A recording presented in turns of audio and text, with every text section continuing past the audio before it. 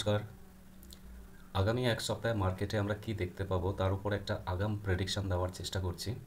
গত সপ্তাহে আমি একটা ট্রেন্ড লাইন ড্র করে দিয়েছিলাম এবং এটাও বলেছিলাম যে এই ট্রেন্ড লাইনকে যদি ব্রেক করে তাহলে আপসাইড মুভ দেখতে পাবো নিফটির মধ্যে, এবং যদি এটাকে রেজিস্ট্যান্স হিসাবে নেয় তাহলে কিন্তু আবার ডাউনসাইড মুভ দেখতে পাবো। অর্থাৎ দুটো সম্ভাবনা কিন্তু আমাদের সামনে ছিল। যাই হোক, খুব ভালো একটা ব্রেক করলো মার্কেট ট্রেন্ড লাইনকে, এবং আমরা গত দুদিন খুব ভালো একটা আপসাইড মুভ দেখতে পেয়েছি। যদিও আমরা লাস্ট 5 ডেজ খুব ভালো মুভ পেয়েছি। এবার ব্যাপারটা হচ্ছে এই ট্রেন্ড কতক্ষণ বা কতদিন অবধি কন্টিনিউ করবে সেটাকে একটু অ্যানালাইসিস করব। কিন্তু তার আগে আরও কিছু কথা বলি যে এই মুহূর্তে দেখুন মার্কেটের এখনও কিন্তু সেন্টিমেন্টটা নেগেটিভ। এর কারণটা কি? এর কারণটা হচ্ছে প্রথম কথা হচ্ছে মার্কেট কন্টিনিউয়াসলি 16% মতো বা 17% মতো কিন্তু কারেকশন করে ফেলেছে। তো এই মুহূর্তে প্রত্যেকের মধ্যে কিন্তু একটা নেগেটিভ সেন্টিমেন্ট কাজ করছে যে মার্কেট সত্যি এই জায়গা থেকে বাউন্স করবে, তো এটা সত্যি একটা বটম ক্রিয়েট করলো। তো তো এই সমস্ত বিভিন্ন টাইপের প্রশ্নগুলো কিন্তু মাথার মধ্যে চলে আসে। যাই হোক, এই সমস্ত কারণে আপনি যেমনটা ভাবছেন বাকিরাও কিন্তু সেই জিনিসটাই ভাবছে। সুতরাং আপনার চিন্তাভাবনা যখন পজিটিভ হবে তখন কিন্তু অটোমেটিক আপনি মার্কেটকে পজিটিভভাবেই নিতে পারবেন। এটাই মানুষের সাইকোলজি বলে। যাই হোক, আমি কয়েকদিন আগেও এটাও বলেছিলাম যে দেখুন এফআইআই কিন্তু মার্কেট ছেড়ে চলে যায়নি, তারা কিন্তু লুকিয়ে লুকিয়ে বাইং করছে। আমি তার প্রুফ দেখিয়েছিলাম আপনাদেরকে যে তারা কিন্তু কন্টিনিউয়াসলি বাইং করছে। হ্যাঁ, তারা প্রফিট বুকিং করছে ঠিকই, তাদের যে ইনভেস্টেড টাকা আছে সেই ইনভেস্টমেন্ট থেকে তারা তো প্রফিট তুলবেই, এটা তো স্বাভাবিক একটা ঘটনা। সেখানে 16% হোক আর 26% কারেকশন হোক তাদের কিছু যায় আসে না, তারা শুধু চায় প্রফিট, এবং তাদের যথেষ্ট ভালো একটা প্রফিট এসেছে এবং সেই কারণে তারা প্রফিটটা বুকিং করলো। এটা একদম সিম্পল ম্যাটার। কিন্তু তার পাশাপাশি তারা সেই সমস্ত স্টকগুলো যেগুলোতে তারা মনে করছে আন্ডার ভ্যালুড কিন্তু ভালো স্টক আগামী দিনে ভালো পারফর্ম করতে পারে, ভালো কোম্পানি, সেই সমস্ত জায়গায় কিন্তু কন্টিনিউয়াসলি তারা বাইং করেই গেছে। সেই সেটা যখন তাদের বাইংটা কমপ্লিট হলো, এইবার আমাদেরকে দেখানো হচ্ছে যে সেই স্টকগুলো বড় সড়ো একটা মুভ দিল। কোনো দিন 5%, কোনো দিন 10% পর্যন্ত মুভ দিয়েছে। ঠিক আছে, এবার কিন্তু আমরা রিটেলাররা, বিশেষ করে রিটেলারদের চোখে কিন্তু এবার ওই স্টকগুলো চোখের সামনে এলো। এবার আমরা যখন বাইং করার কথা চিন্তা করব তারা কিন্তু প্রফিট বুকিং করবে। সুতরাং এই মুহূর্তে কি আমাদের ওই সব স্টকে বাইং করা উচিত? একদম না।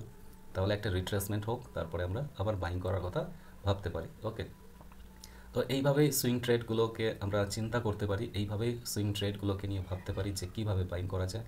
তারপর সেক্টর ওয়াইজ আমাদেরকে অ্যানালাইসিস করতে হবে সেক্টরের বেস্ট স্টকগুলো যেগুলো ভালো একটা সিচুয়েশন ক্রিয়েট করেছে, সেই সমস্ত স্টকগুলো কিন্তু আমরা ওয়াচ লিস্টে অ্যাড করতে পারি। তারপর আমাদের এন্ট্রি মেথডকে অ্যাপ্লাই করে সঠিক রিস্ক রিওয়ার্ড মেনটেন করে আমরা কিন্তু সেখানে ইনভেস্ট করতে পারি বা ট্রেড নিতে পারি। দেখুন 100% কেউ বলতে পারবে না যে মার্কেটে এই মুহূর্তে বটম ক্রিয়েট হয়ে গেছে। 100% এটা কেউ বলতে পারবে না যে এখান থেকেই মার্কেট আপসাইড মুভ করবে এবং নিউ হাই ক্রিয়েট করবে, এটা কেউ বলতে পারে না। কিন্তু একটা জিনিস, আমরা যদি সঠিক রিস্ক রিওয়ার্ড মেনটেন করে চলি তাহলে কিন্তু মার্কেট ফল করলো, আমাদের মিনিমাম একটা লস নিয়ে মার্কেট থেকে বেরিয়ে গেলাম, তাতে কিন্তু খুব একটা ক্ষতি হবে না। কিন্তু উইদাউট রিস্ক ম্যানেজমেন্ট মার্কেটে কিন্তু টিকে থাকা খুবই কঠিন একটা বিষয়। সুতরাং এই বিষয়গুলো আপনারা মাথায় রাখবেন। যারা আমাকে ফলো করেন অবশ্যই তাদেরকে বলবো যে রিস্ক রিওয়ার্ড অবশ্যই মেনটেন করে চলুন। আলটিমেটলি প্রফিটটাই আমাদের টার্গেট হওয়া উচিত। যাই হোক, দেখুন কন্টিনিউ 5 দিন নিফটিতে আমরা আপসাইড মুভ দেখেছি, ভালো একটা মুভ দেখেছি। তো এরপরে কিন্তু একটা রিট্রেসমেন্ট হওয়াটা দরকার, তবে কিন্তু মার্কেটের স্ট্রেংথ আমরা পাবো এবং আমার মতো রিটেলাররা কিন্তু নতুন করে বাইং করতে স্টার্ট করবে। ওকে, তো প্রথমে আমি এই সপ্তাহে অপশান চেনটা একটু অ্যানালাইসিস করছি। অপশান চেন থেকে আমরা কি দেখতে পাচ্ছি? অপশান চেন থেকে দেখতে পাচ্ছি যে 23,200-তে সব থেকে বেশি পুট রাইটিং, অর্থাৎ এটা কিন্তু একটা সাপোর্ট হিসাবে কাজ করবে। 23,300 যথেষ্ট ভালো পুট রাইটিং হয়ে আছে, এবং সব থেকে বেশি যেটা দেখতে পাচ্ছি 23,000-এ সব থেকে বেশি পুট রাইটিং, এবং কল রাইটিং যেটা দেখতে পাচ্ছি যেগুলো রেজিস্ট্যান্স হিসাবে অ্যাক্ট করবে 23,400 এবং 23,500, 23,600 এই লেভেলগুলো কিন্তু যথেষ্ট স্ট্রং, অর্থাৎ এগুলো কিন্তু রেজিস্ট্যান্স হিসাবে অ্যাক্ট করবে। হয়তো আগামীকাল গ্যাপ আপ দিল এবং তারপরে প্রফিট বুকিং এলো এবং রিট্রেসমেন্ট হলো, এটার সম্ভাবনা কিন্তু তৈরি হচ্ছে মার্কেটে। কিন্তু 23,000-এর কাছাকাছি যখনই কোনো ডিপ তৈরি করবে তখনই কিন্তু আমরা নতুন করে বাইং করার কথা ভাবতে পারি বুলিশ কনফার্মেশন দেখে। ওকে, এবার আমরা চার্টে আসছি। চার্টে কি দেখতে পাচ্ছি? চার্টে দেখতে পাচ্ছি আমার সেই ট্রেন্ড লাইন, যেটা বহুদিন আগে ভিডিওতে ইউটিউব পোস্টে আপনারা দেখেছেন যে একটা ট্রেন্ড লাইন আমি ড্র করেছিলাম, সেটা ব্রেকআউট হয়েছে এবং ব্রেকআউট হওয়ার পর এখনও কিন্তু আপসাইড যথেষ্ট জায়গা আছে আপসাইড মুভ করার। আমরা যেটা দেখতে পাচ্ছি সবথেকে বেশি 23,800-তে কিন্তু একটা রেজিস্ট্যান্স আছে, কিন্তু সরাসরি কি 23,800-তে মুভ করবে? একদমই নয়, মাঝে মধ্যে আপস অ্যান্ড ডাউন থাকবেই। তো আমরা আশা করব যে মার্কেট আগামী সপ্তাহে অর্থাৎ কামিং সপ্তাহে একটা রিট্রেস করুক, রিট্রেস করার পর একটা বুলিশ ফরমেশন তৈরি করুক, তারপর আপসাইড মুভ করুক। ঠিক এইভাবেই মুভ করলে তবে কিন্তু এটা ব্রেক হওয়ার সম্ভাবনা প্রবল থাকবে। কিন্তু ডাইরেক্ট এইভাবে যখন মুভ করবে সরি, তখন কিন্তু এটা ব্রেক হওয়ার সম্ভাবনাটা খুবই কম থাকে এবং মেইনলি এখানে কিন্তু প্রফিট বুকিংটা হয়ে থাকবে। তো সেই কারণেই চাইছি যে মার্কেটটা একটু রিট্রেস করুক, অন্তত এই ট্রেন্ড লাইনকে সাপোর্ট হিসাবে গ্র্যান্ড করুক এবং এখানে বুলিশ কনফার্মেশন দেখে আমরা আবার এই ডিপে কিন্তু আমরা বাইং করতে পারি। ওকে, এটা নিফটির ক্ষেত্রে একটা প্রবল সম্ভাবনা আছে। এইবার আমরা একটু উইকলি টাইম ফ্রেমে যদি অ্যানালাইসিস করি, উইকলি টাইম ফ্রেমেও দেখতে পাচ্ছি যে খুব ভালো একটা কিং সাইজ, যেটাকে বুলিশ মারুবুজু বলে, তো একটা কিং সাইজ ক্যান্ডেল তৈরি হয়েছে। অর্থাৎ এটাকে আমরা যদি র্যালি ক্যান্ডেল হিসাবে দেখি, এটা সবথেকে লো যেটা তৈরি করেছিল 21,964, তারপর একটা বেস ক্যান্ডেল তৈরি হলো, তারপর কি হলো, তারপর একটা র্যালি ক্যান্ডেল। আমি এর আগে কি বলেছিলাম, একটা drop candle, base candle, drop candle, এইভাবে মার্কেট ডাউন সাইড মুভ করছে। এইবার আমি কিন্তু বলছি র্যালি বেস র্যালি, এটা স্মার্ট মানি কনসেপ্ট থেকে নেওয়া। সুতরাং এই যে কনসেপ্টটা র্যালি বেস র্যালি, এইবার কি হতে পারে, একটা বেস ফর্মেশন হতে পারে। অর্থাৎ আগামী সপ্তাহে কিন্তু একটা বেস ফর্মেশন বা এইরকম টাইপের একটা ক্যান্ডেল স্টিক আমরা দেখতে পাবো হয়তো। পুরোপুরি কনফার্ম দেখুন, এক সপ্তাহ সরাসরি পজিটিভ মুভ দিল, তারপরে এই যে আবার এক সপ্তাহ এরকম করে, এরকম কন্ডিশন কিন্তু খুব কম দেখা গেছে মার্কেটে। একদম মারাত্মক বুলিশ, এই জায়গাটাতে মারাত্মক বুলিশ যখন ছিল তখন কিন্তু এরকম মুভ দেখতে পেয়েছিলাম। তো এখানে কিন্তু আমরা সেরকম মুভ দেখতে অলরেডি কিন্তু যথেষ্ট ভালো একটা মুভ দিয়ে ফেলেছে। তো এক সপ্তাহে 4.26% কিন্তু আপসাইড মুভ দিয়ে ফেলেছে। সুতরাং এবার একটা বেস ক্যান্ডেল তৈরি করার চেষ্টা করবে নিফটি, অর্থাৎ সামান্য কিছু প্রফিট বুকিং হবে, তারপর কিন্তু এই ডিপ তৈরি হওয়ার পর আবার একটা র্যালি তৈরি হতে পারে। ওকে, এটা সম্ভাবনা কিন্তু সবথেকে বেশি। অর্থাৎ আগামী সপ্তাহে কিন্তু আপনি ভাববেন না যে নিফটিতে বা মার্কেটে ভালো মুভ আসবে এবং সঙ্গে সঙ্গে বাইং করলে। অ্যাকচুয়ালি সেই সময় কিন্তু বড় ইনভেস্টাররা কিন্তু সেই সময় পার্শিয়াল প্রফিট বুকিং করবে এবং আমরা রিটেলাররা কিন্তু সেই মুহূর্তে বায়ার হব, অর্থাৎ আমরা কিন্তু সেই মুহূর্তে ট্র্যাপ হব।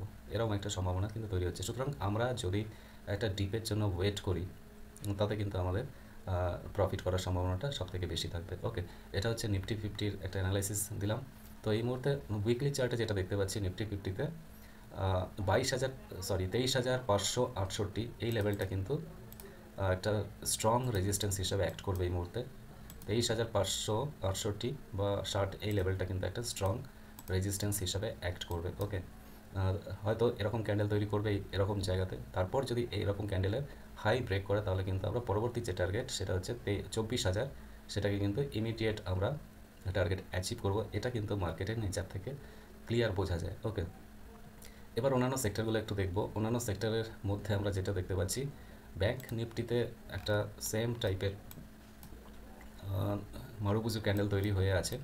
সুতরাং ব্যাংক নিফটিতেও কিন্তু যথেষ্ট ভালো মুভ দিয়েছে এবং যে রেজিস্ট্যান্স আমরা দেখতে পাচ্ছি এই মুহূর্তে সেটা হচ্ছে 51,950, এই ক্যান্ডেলের হাইটা 980, 51,980-তে কিন্তু একটা রেজিস্ট্যান্স আছে এই মুহূর্তে। ওকে, তো এই মুহূর্তে ব্যাংক নিফটিও কিন্তু একটা কী করতে পারে, একটা বেস ক্যান্ডেল তৈরি করতে পারে। যেমন এখানে একটা বেস ক্যান্ডেল তৈরি করেছে, ঠিক সেই রকমই এখানে একটা বেস ক্যান্ডেল তৈরি করতে পারে। ওকে, এবার নেক্সট যে নিফটি পিএসইউ ব্যাংকের মধ্যে কিন্তু একটা বুলিশ একটা স্ট্রেংথ আমরা দেখতে পাচ্ছি, যেটা র্যালি বেস র্যালি আমরা বলতে পারি। এবং আবার আমি এটাও বলতে পারি যে আগামী সপ্তাহে কিন্তু এই ইন্ডেক্সের মধ্যে একটা কী তৈরি হতে পারে, একটা বেস ফরমেশন তৈরি হতে পারে, তারপর হয়তো র্যালি আবার কন্টিনিউ করবে। ওকে, নেক্সট যে নিফটি অটোতে আমরা কি দেখতে পেলাম, ড্রপ বেস র্যালি, অর্থাৎ এটার মধ্যেও কিন্তু একটা এখন বেস ক্যান্ডেল তৈরি করার সম্ভাবনা আছে। ওকে, তো এটার মধ্যে আমরা কি দেখতে পাচ্ছি, ফার্মা সেক্টরের র্যালি বেস র্যালি, যেটা আমি একটু আগে নিফটির কথা বলছিলাম যে নিফটিতে একটা লাস্ট র্যালি ক্যান্ডেল দেখতে পেয়েছিলাম এবং এখানে কিন্তু আমরা কি দেখতে পাচ্ছি, র্যালি বেস র্যালি, অর্থাৎ এবার কিন্তু একটা বেস ক্যান্ডেল, অর্থাৎ এরকম টাইপের একটা ক্যান্ডেল তৈরি হওয়ার সম্ভাবনা আছে। অর্থাৎ এই সপ্তাহে আমরা কিন্তু সেরকমভাবে কোনো মুভ নাও পেতে পারি। নিফটি হোক, বাকি আইটি ইন্ডেক্সটা অনেকটা উইক অন্যান্য সেক্টরের তুলনায়। আইটি ইন্ডেক্সকে এই মুহূর্তে অ্যাভয়েড করা উচিত, কারণ আইটি ইন্ডেক্সে এখনও ফল করার মতন যথেষ্ট জায়গা আছে, এবং অন্যান্য যে সিচুয়েশন মার্কেটে তাতে কিন্তু আইটি ইন্ডেক্স এখনও ফল করতে পারে। এর মধ্যে কিন্তু সেরকম আমি কোনো স্ট্রেংথ দেখতে পাচ্ছি না, সুতরাং আইটি ইন্ডেক্সকে এই মুহূর্তে অ্যাভয়েড করাটাই বেটার। আমি নিফটি মেটাল সম্পর্কে যদি বলি, দেখুন র্যালি বেস র্যালি, যেটা নিফটির ক্ষেত্রে আমি বলছিলাম, যেটা র্যালি একটা বেস ক্যান্ডেল তারপর র্যালি তৈরি হবে। তো আমি প্রথম দিন থেকেই বলছিলাম যে আপনারা নিফটি মেটাল সেক্টরের উপরে ফোকাস করুন, মেটাল সেক্টরের বেস্ট স্টকগুলোকে আইডেন্টিফাই করুন, সেই সব স্টকে ইনভেস্ট করুন। তবে কিন্তু কারণ কি, যে কোনো একটা র্যালি আসার আগে আপনারা খেয়াল করে দেখেছেন হয়তো যে প্রথমেই কিন্তু মেটাল সেক্টরের মধ্যে একটা মুভ আসে। আমি প্রথম থেকে বলছিলাম দেখুন মেটাল সেক্টর কিন্তু যথেষ্ট স্ট্রেংথ দেখাচ্ছে, নিফটি ফল করলেও কিন্তু মেটাল সেক্টর একটা জায়গার মধ্যে কনসলিডেট করছে। সুতরাং মেটাল সেক্টর কিন্তু যখনই নিফটি আপসাইড মুভ করবে, মেটাল সেক্টরে সবার আগে কিন্তু র্যালিটা আসবে। ক্লিয়ার? তো সেই কারণে দেখুন র্যালি বেস র্যালি, এবার একটা বেস ক্যান্ডেল তৈরি হতে পারে, তারপর আবার তার র্যালিকে কন্টিনিউ করতে পারে। ওকে, তো নেক্সট এফএমসিজি সেক্টরের মধ্যে আমরা কি দেখতে পাচ্ছি, র্যালি বেস র্যালি। এই সেক্টর সম্পর্কেও আমি একটা পজিটিভ ভিউ দিয়েছিলাম আপনাদেরকে, যদিও এখনও এই সেক্টর যথেষ্ট আপসাইড মুভ করতে পারে, নিয়ারেস্ট কোনো রেজিস্ট্যান্স নেই, এই অবধি আপাতত আমরা টার্গেট করতে পারি। ওকে, নেক্সট যে সেক্টর রিয়েলিটি সেক্টরের মধ্যে কিন্তু একটা যথেষ্ট স্ট্রেংথ দেখতে পাচ্ছি, যথেষ্ট স্ট্রেংথ, অর্থাৎ এই সেক্টরও কিন্তু এবার পারফর্ম করতে পারে। নেক্সট যেটা দেখতে পাচ্ছি পিএসসি ইন্ডেক্স, এই ইন্ডেক্স কিন্তু যথেষ্ট র্যালি দিয়ে ফেলেছে, র্যালি বেস র্যালি। তো সেই হিসাবে দেখুন যখন ফল করছিল, ড্রপ বেস বেস দুটো বেস ক্যান্ডেল তৈরি করলো, তারপরে ড্রপ ক্যান্ডেল তৈরি করলো, তারপরে একটা বাউন্স ব্যাক এলো, আবার ড্রপ করলো। কিন্তু এই জায়গায় আমরা কি দেখতে পেলাম, বুলিশ এনগালপিং, কোনো ডাউন সাইডে বুলিশ এনগালপিং কিন্তু একটা যথেষ্ট স্ট্রেংথ, রিভার্সালকে কিন্তু ইঙ্গিত করে। তারপর যখন একটা বেস ক্যান্ডেল তৈরি করলো, হাই ব্রেক করার সাথে সাথেই কিন্তু বড় সড়ো একটা মুভ দেখতে পেলাম। এবারে এই সেক্টরের ক্ষেত্রে আমরা কি দেখতে পাবো, এই সেক্টরে কিন্তু একটা বেস ফরমেশন দেখতে পাবো, তারপর কিন্তু একটা র্যালি ক্যান্ডেল বা ড্রপ ক্যান্ডেল দেখতে পাবো। যে পিএসসি ইন্ডেক্সের যে সমস্ত স্টকগুলো, বিশেষ করে রেলওয়ে সেক্টরের যে স্টকগুলো আছে, শিপিংয়ের যে স্টকগুলো আছে, সেইগুলোতে যথেষ্ট ভালো পারফরমেন্স দিয়েছে। কারণটা হচ্ছে ইন্ডেক্স কিন্তু সেই হিসাবে কিন্তু পারফরমেন্স করে গেছে। অর্থাৎ আপনারা কিন্তু এই সেক্টরকে নিয়ে ভাবতে পারেন, যদি এটা রিট্রেস করে তবে কিন্তু ভাবা উচিত, আদারওয়াইজ যথেষ্ট র্যালি দিয়ে ফেলেছে এই মুহূর্তে। কিন্তু এই সেক্টর অন্তত পিএসসি ইন্ডেক্স সেক্টরের মধ্যে যে সমস্ত স্টকগুলো আছে সেখানে কিন্তু এন্ট্রি না করাটাই বেটার, আমার ব্যক্তিগতভাবে এটা মনে হচ্ছে। তারপর যদি দেখি নিফটি অয়েল অ্যান্ড গ্যাস, এটাও কিন্তু যথেষ্ট ভালো একটা র্যালি দিয়ে ফেলেছে। প্রথমে বুলিশ এনগালফিং, অর্থাৎ র্যালি ক্যান্ডেল তৈরি করলো, তারপর বেস ফরমেশন র্যালি তৈরি করলো, যেমনটা এখানে তৈরি হয়েছিল, ড্রপ বেস ড্রপ, তারপর বাউন্স ব্যাক, তারপর আবার ড্রপ করার চেষ্টা করছিল, তারপর বুলিশ এনগালফিং কনফার্মেশন দিল যে এইবার রিভার্সালের জন্য প্রস্তুত হচ্ছি। তো রিভার্সাল হলো, তারপর বেস ক্যান্ডেল তৈরি করলো, তারপর র্যালি তৈরি করলো। ওকে, তো সেই কারণে আমি বলেছিলাম যে যখন নিফটি 21,900 সামথিং এরকম জায়গায় আসবে, তখনই কিন্তু একটা বাউন্স করার সম্ভাবনা। ওভারঅল টোটাল একটা যে মার্কেট কন্ডিশন পুরো সেক্টরগুলোকে নিয়ে আমি তার উপর বেস করে আপনাদেরকে বলেছিলাম যে এইবার কিন্তু রিভার্সাল করার সম্ভাবনাটা প্রবল আছে। আমি যে রেঞ্জটা বলেছিলাম 21,780 থেকে 21,980, এই রেঞ্জের মধ্যে কিন্তু নিফটি একটা বাউন্স করতে পারে, সেটাই কিন্তু দেখা গেছে। যদিও এখনও বটম কনফার্মেশনটা কিন্তু আমরা পাইনি, কিন্তু এই জায়গা থেকে নিফটি স্মল ক্যাপ এর মধ্যেও কিন্তু দেখতে পাচ্ছি যে বেস ফরমেশন কিন্তু হয়ে গেছে। এবার র্যালিটা তৈরি হলো, এবার কিন্তু আবার একটা বেস ফরমেশন তৈরি হবে, তারপর একটা র্যালিকে কন্টিনিউ করবে। ওকে, তো এইভাবে কিন্তু স্মল ক্যাপ মুভ করতে পারে, স্মল ক্যাপের যথেষ্ট আপসাইড মুভ করার জায়গা আছে। তবে কোয়ান্টিটি একদম কমিয়ে ট্রেড করবে না, স্মল ক্যাপ যেহেতু বেশি ভোলাটিলিটি থাকে, সেহেতু স্মল ক্যাপে আমরা কম ইনভেস্ট করার দিকেই লক্ষ্য রাখবো, এবং আমরা চাই স্মল ক্যাপে একটা রিট্রেসমেন্ট বা বেস ফরমেশন হোক, তারপরে আমরা নতুন করে বাইং করার কথা চিন্তা করব। Okay, next Nifty mid cap small cap একদম সেম, কিছু কিছু স্টক যথেষ্ট ভালো পারফরমেন্স দিয়েছে, 15% থেকে 20% পর্যন্ত এক সপ্তাহে র্যালি দিয়েছে।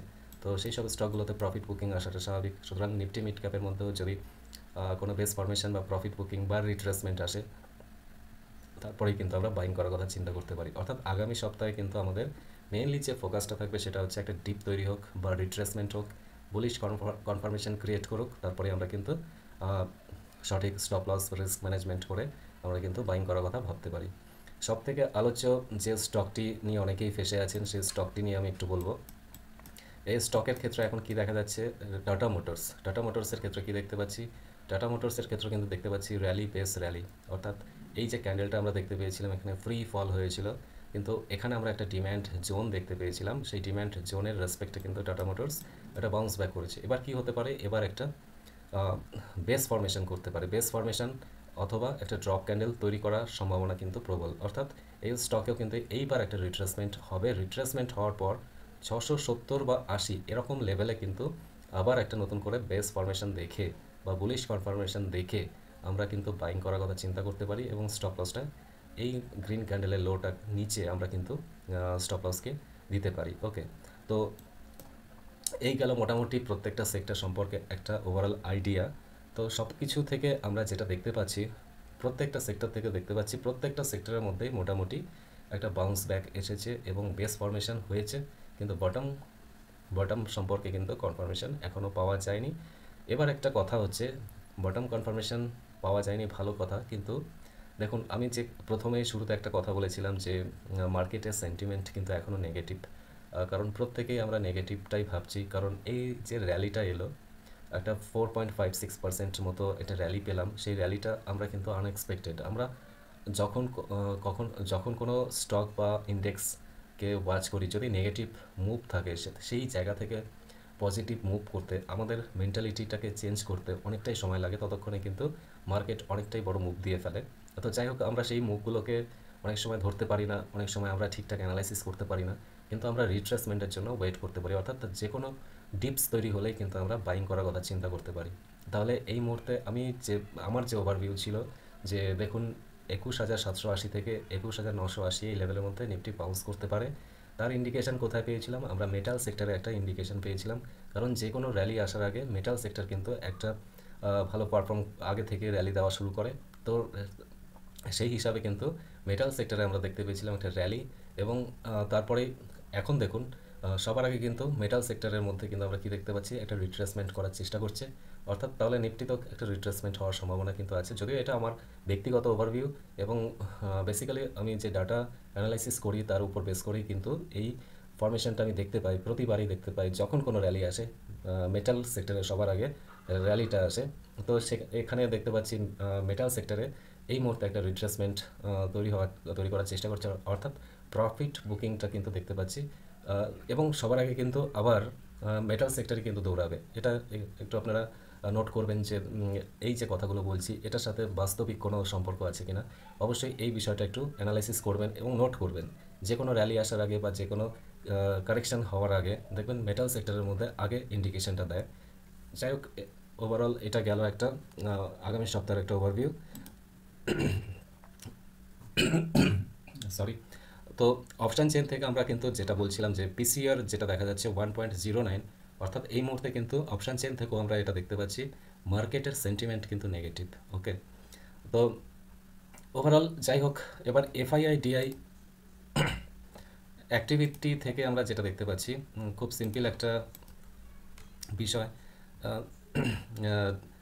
এখান থেকে পরিষ্কার বোঝা যাচ্ছে যে ক্যাশ মার্কেটে এফআইআই কিন্তু বাইং করেছে 7,470, এবং গত দিন এবং তার আগের দিন 3200 কোটি টাকা মতো তারা বাইং করেছে, অর্থাৎ তারা কিন্তু এবার পজিটিভ মুডে আছে। এবার আমি অনেক দিন আগে এটাও বলেছিলাম যখন দেখবেন এফআইআই বাইং করবে ডিআইআই তখন কিন্তু প্রফিট বুকিং করবে। দেখুন ডিআইআই কিন্তু কন্টিনিউয়াসলি দুদিন সেল করতে শুরু করেছে, তার আগে দেখুন ডিআইআই কন্টিনিউয়াসলি বাইং করে গেছে, এই জায়গাগুলোতে দেখুন ডিআইআই কন্টিনিউয়াসলি বাইং করে গেছে, আর এফআইআই কিন্তু কন্টিনিউয়াসলি সেল করে গেছে, তাই না, কন্টিনিউয়াসলি সেল করে গেছে। তাহলে আলটিমেটলি খেলাটা কাদের মধ্যে হচ্ছে, এফআই ভার্সেস ডিআই। তো এফআইআই যখন বাইং করছে ডিআই কিন্তু সেল করছে, আবার ডিআই যখন বাইং করবে এফআইআই কিন্তু সেল করবে, এটাই হবে মাঝখানে। রিটেলার কি হবে, রিটেলার কিন্তু এদের চক্করে পড়ে লস করবে। তার জন্য আপনাদেরকে কিন্তু রিস্ক ম্যানেজমেন্ট অবশ্যই ফলো করতে হবে, তাদের ফুটপ্রিন্টগুলোকে ভালো করে ওয়াচ করতে হবে, তারা কী করতে চাইছে সেই সমস্ত জায়গাগুলোতে আপনাদেরকে বেশি করে অ্যানালাইসিস করতে হবে। তো দেখুন ডিআইআই যতই সেলিং করুক বা প্রফিট বুকিং করুক, এফআইআই যখন বাইং করে তারা কিন্তু মার্কেটের কন্ডিশনটাকে পুরোটাই চেঞ্জ করে দেয়, এটা আপনারা খেয়াল করে দেখেছেন। সুতরাং বাইং সেলিং দুটোই চলবে, মার্কেটে আপস অ্যান্ড ডাউন থাকবে, কিন্তু আমরা স্টক স্পেসিফিক আমাদের কিছু ক্রাইটেরিয়া প্যারামিটার সেগুলোর উপর বেস করে কিন্তু আমরা বাইং করতেই পারি। তবে একটা কথা কি, নিফটির সাথে যদি আপনি চলেন তাহলে কিন্তু আপনার প্রফিটের সম্ভাবনাটা অনেকটা বেশি বেড়ে যায়। ওকে, আশা করি এই ভিডিও থেকে আপনারা অনেক কিছু আহ, জানতে পারলেন। আগামী দিনে হয়তো সেইভাবে ট্রেডিং করবেন। তবে আবারও বলছি, একটা রিট্রেসমেন্ট আসুক, আমরা বাই অন ডিপস এই পদ্ধতিতে কিন্তু বাইং করতে পারি। সুইং ট্রেডের জন্য, বিশেষ করে সুইং ট্রেডের জন্য বা লং টার্ম ট্রেডের জন্য কিন্তু ভাবতে পারি buy on dips. Okay, thank you.